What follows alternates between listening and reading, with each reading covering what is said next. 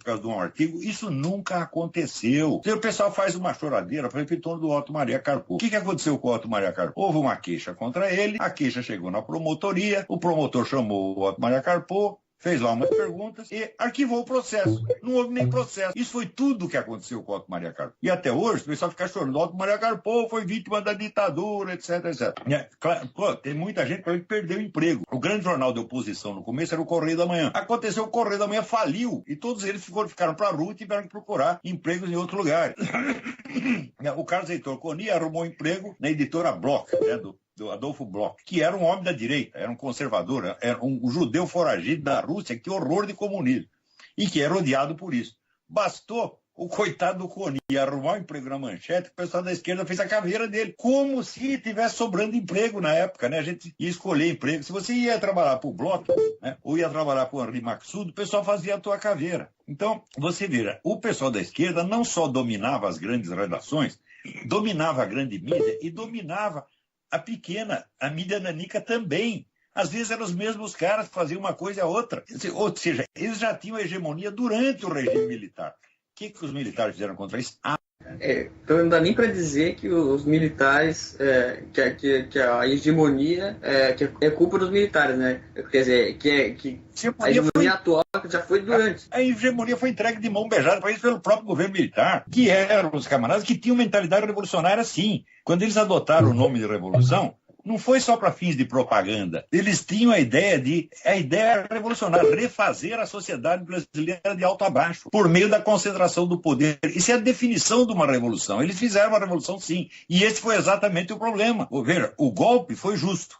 A revolução foi injusta, absurda e errada, embora tenha tido alguns sucessos inegáveis no ponto de vista econômico. Que você vê, durante o tempo do Médici, se você for ver o número de brasileiros que saíram da miséria, saíram da marginalidade para se integrar no sistema econômico, foi aqui uns 30% ou 40% da população brasileira no mínimo. Então isso põe o fome zero no chinelo, o que o Médici fez. Só que ele não ficava dando esmola para os caras, deu emprego. Então a realização econômica, nós temos que tirar o chapéu. O governo Médici fez prodígio na esfera econômica. É claro, mas a má distribuição de renda continua fazendo. Mas é claro, você não pode resolver tudo de uma vez, né?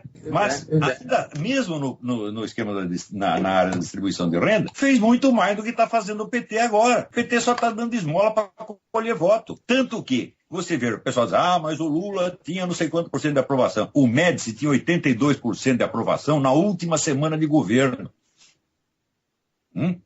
Então, o pessoal sabia o que era um bom. Do ponto de vista econômico e administrativo, o Médici foi o maior presidente que esse país já teve. Depois veio o Geisel, que fez um monte de cagada, e o Figueiredo também, mas durante o período do Médici, o país foi bem administrado. Agora, em matéria de política, esses caras eram cegos. Em matéria de política e de cultura, totalmente cegos. Você vê, o brasileiro tem preconceito contra a política. Ele acha que política é coisa para gente que não presta. Então ele deixa os bandidos tudo ocupar todos os lugares da política e depois fica se queixando. Então, o preconceito antipolítico brasileiro é uma herança positivista.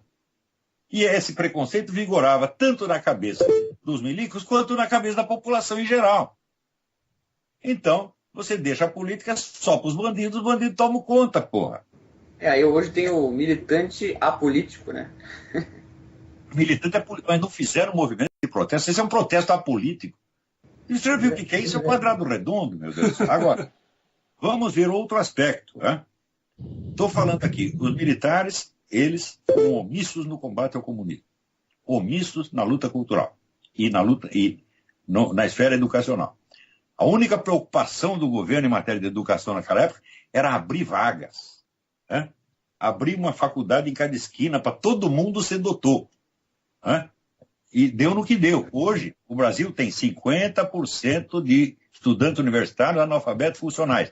Começou agora? Foi culpa do PT? Não, veio desde aquele tempo. O PT agravou a coisa formidavelmente, sim. Mas não foi ele que começou. Agora, vamos avaliar um outro ponto. Eu estou dizendo que o pessoal militar se omitiu.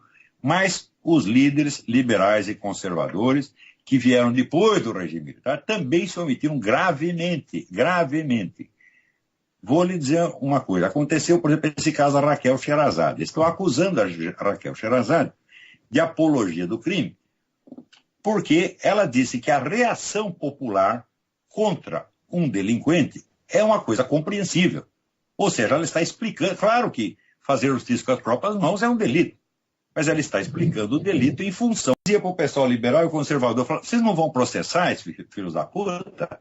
Eles estão fazendo apologia do crime. Você veja, a OAB e a ABI, a Associação Brasileira de Imprensa, de mãozinhas dadas, lançaram o livro do chefe do Comando Vermelho, William Lima da Silva, aplaudindo o cara, todos os doutores, os ministros lá aplaudindo o cara, que estava justificando as atividades do Comando Vermelho com um protesto social. Então, a partir da hora de você sente se praticar a apologia do crime durante 60 anos sem você reclamar, chega um dia, um desses apologistas do crime descobre alguma coisa que se parece de longe com o que eles estão fazendo e diz, é a nossa chance. Já que eles não nos processaram, nós vamos processá-los. Exatamente o que está acontecendo. Agora, aí também, eu expliquei, né, pedi, implorei, esbravejei, não adiantou nada. Então, o que vocês querem? Vocês não processam o criminoso, segundo dia o criminoso processa você. É como aconteceu aqui nos Estados Unidos, teve um sujeito que assaltou um supermercado e depois processou o supermercado porque ele disse que ele teve estafa nervosa durante o assalto, coitadinho. Pois eu não sei o processo, mas o que esses caras estão fazendo é isso. Os apologistas, os maiores apologistas do crime que esse país já conheceu, estão processando uma pessoa que não fez apologia do crime, que apenas pareceu fazê-lo. Pareceu fazer uma coisa igual que eles estavam fazendo. Só que essa pessoa é da direita. Então, o que faz? O criminoso pega uma pessoa inocente e diz, nós vamos sacrificar, já que nós não fomos sacrificados. Então, agora pergunta, cadê aqueles líderes liberais com que eu conversava 20 anos atrás aí, que eles estão pensando, não, nós temos apenas que fazer a propaganda das ideias liberais. Eu disse que vocês não querem fazer luta política, não? E não eram pessoas intelectuais, eram senadores, eram deputados. Então, olha, por exemplo, agora, outro dia fizeram uma passeata dizendo, nós queremos intervenção militar. Eu digo, peraí, você já esgotou os outros meios? Por exemplo, quantos processos você fez contra essa gente? Você tentou a via judicial? Não tentaram nada. Agora, você vê, o pessoal da esquerda fica procurando qualquer pretexto para processar alguém, mesmo que o processo não dê certo, queima a reputação do desgraçado. Eles não param de fazer isso, eles fazem isso o tempo todo. Bom, pelo contrário, professor, tinha até gente... Resposta aqui, estou trabalhando para você, porque a sua mãe já está velha demais para ir pro puteiro. Você tá passando fome, eu estou trabalhando para te sustentar, vagabundo. Então, essa coisa, essa insinuação de venalidade é resultado desse preconceito apolítico brasileiro. O sujeito não quer ter uma atitude política, então o que ele faz? Ele capricha no moralismo, vai para o discurso moralista. Eu sempre disse, quando combate à corrupção é inócuo, meu filho. Então, outro dia me mostraram um site que dá notas para os políticos brasileiros, por critérios apolíticos. Quantas vezes ele participou de sessões, quantos projetos apresentou, etc. Totalmente apolítico. Então, o resultado, alguns dos políticos mais nefastos do país, que apenas são eficientes, estão lá com notas altíssimas. Sim. Quer dizer, é coisa de idiota, né? Quer dizer, se você é apolítico, meu filho, então você tem que aceitar ser governado por qualquer um e não reclamar. Já começa a se abster do julgamento político, acabou, né? Agora, outra coisa, você pedir intervenção militar, eu digo, olha, intervenção militar é um meio de você obter certas coisas. Né? Agora, você quer a finalidade, ou você quer a fábula da viúva e do juiz iníquo, que está lá em Lucas capítulo 18, versículos 1 a 8, em que o próprio Jesus, olha, uma cidade tal tinha um juiz iníquo, e tinha uma viúva que estava reivindicando um direito líquido e certo, e ele negava, e negava, e negava, e negava, e pela insistência, chegou um dia em que o próprio Deus interferiu e fez o juiz dar a reivindicação, atender a reivindicação. Então, quando a gente vê aqui nos Estados Unidos esse heroísmo desse pessoal, tipo Orly Tate e outros tantos que estão, vamos dizer, lutando para tentar impugnar o mandato Obama com base numa coisa justa, que é a falsidade documental, que está mais do que provado, Eles já tentaram trocentos processos. O juiz fica com medo, nenhum processo foi julgado até agora, nenhum. O juiz fica com medo e ele inventa um jeito de tirar da seringa. Porque aí eu me lembro, meu pai era advogado e ele dizia uma coisa que eu nunca esqueci. Ele diz, olha, às vezes o juiz é parcial a favor do queixoso, às vezes é parcial em favor do réu. Mas ele é sempre parcial em favor de si mesmo. Portanto, podendo dar uma sentença inócua que não o compromete, ele o fará. Podendo não dar sentença nenhuma, ele o fará. Isso é batata, líquido e certo. Então, os processos são tudo recusados em limine. Eu não tenho jurisdição, isso não é comigo, todo mundo tirou da seringa. Mas o pessoal continua insistindo, tanto que hoje, você já vê, 60% da população americana não acredita mais nos documentos do Obama. E mais dia, menos dia, ele vai ter que pagar por esse crime. Agora, no Brasil, pergunta assim, quantos processos judiciais todos esses lindos protestadores, liberais e conservadores tentaram? Nenhum. E já querem uma intervenção militar? Você esgotou a via legal e pacífica, meu filho? Para você pedir uma barbaridade dessa? Não.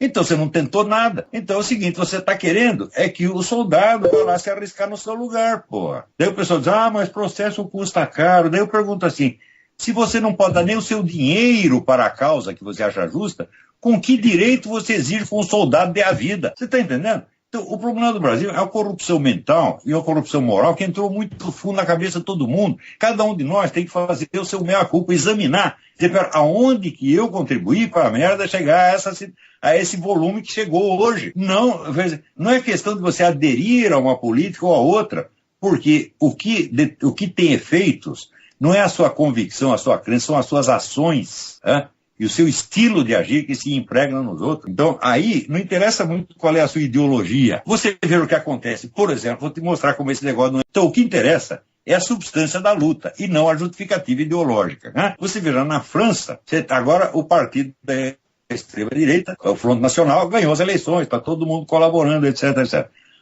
E tem pessoal que ficou contente. Só que acontece o seguinte, o Front Nacional é tremendamente antissemita. Sendo antissemita, ele colabora com o que existe de pior na esquerda. Por motivo ideológico? Não, por burrice. Eles não são a favor da esquerda.